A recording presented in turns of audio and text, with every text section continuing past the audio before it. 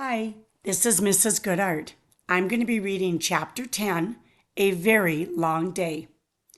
Bat was right. It was a long day.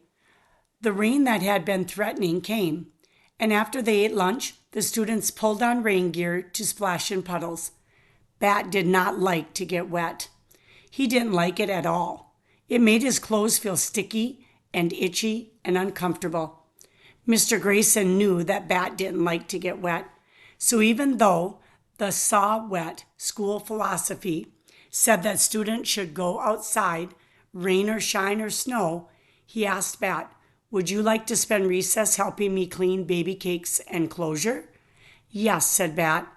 Mr. Grayson got a trash bag and Bat scooped the old straw into it. Then they laid out a fresh batch of straw. It smelled like summertime and sunshine. Baby Cakes hopped over to the straw and sniffed it. "She looks happy," Mr. Grayson said. "She looks exactly the same as she always does," Bat answered. Mr. Grayson laughed. Grown-ups were always laughing at things that Bat didn't think was funny. But it didn't bother Bat very much when Mr. Grayson did it. Julio, a fourth grader who everyone said was a natural athlete, came into the classroom. "Mr. Grayson," he said, "Principal Martinez wants to know if you're going to still teach yoga." Sure, Mr. Grayson said. "Tell her I'm all ready to start." Then he said, "Julio, I think you've grown a foot since the last time I saw you." Julio shrugged. "Not that much," he said, "but I've grown an inch since winter break." "I'm not surprised," Mr. Grayson said. "That was 3 months ago." Bat thought about time as he followed Mr. Grayson to the yoga room, and as he sat on his mat in the butterfly pose. 3 months, he guessed, could be a little bit of time or a really long time, depending on who you were. For instance, a monarch butterfly born in the summer lives only about 6 weeks. So 4 months would feel like forever. But a monarch butterfly born in the winter might live for 8 months. So 4 months would be just half its life. And if you were a boy with a skunk kit that you were only allowed to keep for 1 month, time was sure to pass much too quickly. Bat considered telling Mr. Grayson about the life cycle of the monarch butterfly, but the teacher was busy unlacing his orange high tops and getting ready to lead the group in yoga. He decided he would talk about monarch butterflies with Mr. Grayson later. But the right later never happened. After yoga, they went back to the third grade room for reading circle. After reading circle, they worked on their volcano projects, which Bat had not been looking forward to. Groups of 4 kids had to work together to build a volcano. Mr. Grayson called it collaborative art. Bat did not like collaboration. He liked to do things himself. That way, if something didn't turn out the way he wanted it to, there was no one else to be mad at. And if he wanted to take it apart and start over, no one could tell him not to. But Mr. Grayson wouldn't let Bat be in a group of 1. The problem was that no one else in the group seemed to care as much as Bat did.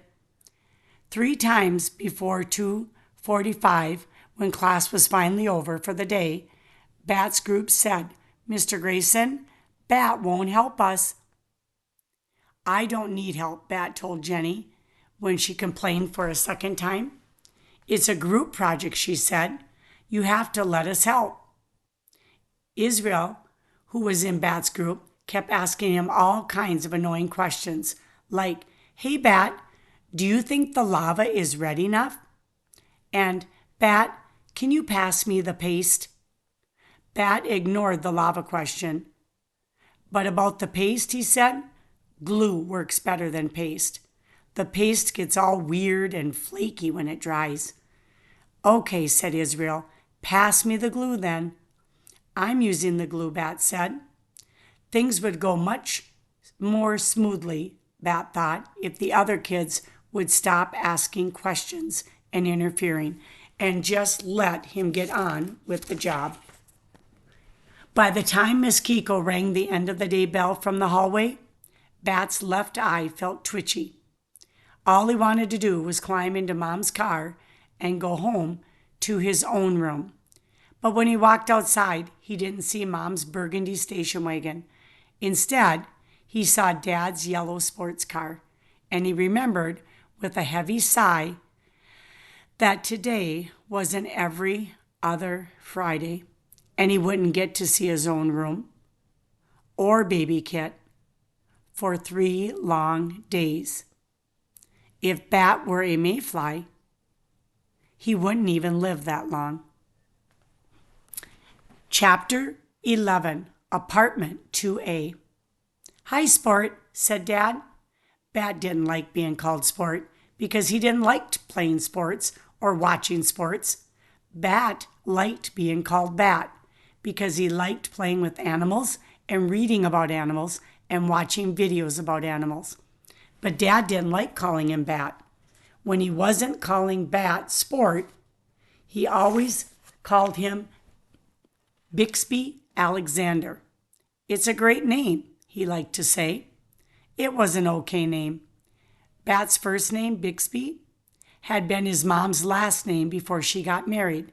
Now that she and Dad were divorced, she could have made it her last name again, but she kept Tam instead, because as she said, I gave Bixby to you, and you get to keep it.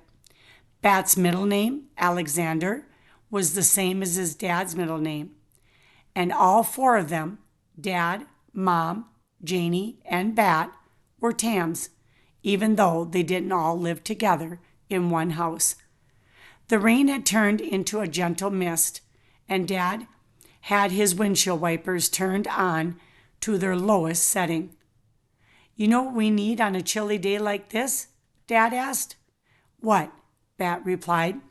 Well, I was thinking that after we pick up your sister, we could all go to Coco's to get some hot chocolate. Do you like that idea? Coco's was the name of Bat's favorite coffee shop downtown. It was nestled in between a bookstore that also sold stuffed animals and a shoe store. Okay, said Bat.